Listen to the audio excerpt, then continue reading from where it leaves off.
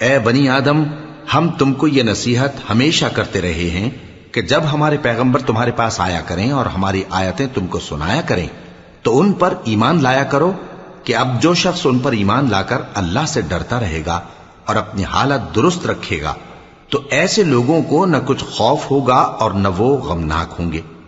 اور جنہوں نے ہماری آیتوں کو جھٹلایا اور ان سے سرتابی کی، وہی دوزخی ہیں کہ ہمیشہ اس میں جلتے رہیں گے۔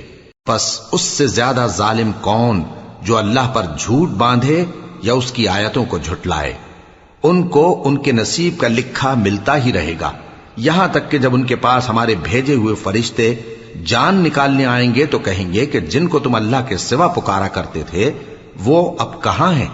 وہ کہیں گے کہ وہ ہم سے گم ہو گئے، اور اقرار کریں گے کہ بے شک وہ کافر تھے۔ تو اللہ فرمائے گا کہ جنوں اور انسانوں کی جو جماعتیں تم سے پہلے ہو گزری ہیں انہی کے ساتھ تم بھی داخل جہنم ہو جاؤ۔ جب ایک جماعت وہاں جا داخل ہوگی تو اپنے جیسی دوسری جماعت پر لعنت کرے گی، یہاں تک کہ جب سب اس میں داخل ہو جائیں گے تو پچھلی جماعت پہلی کی نسبت کہے گی کہ اے پروردگار، انہی لوگوں نے ہم کو گمراہ کیا تھا، تو ان کو آتش جہنم کا دگنا عذاب دے۔ اللہ فرمائے گا کہ تم سب کو دگنا عذاب دیا جائے گا مگر تم نہیں جانتے۔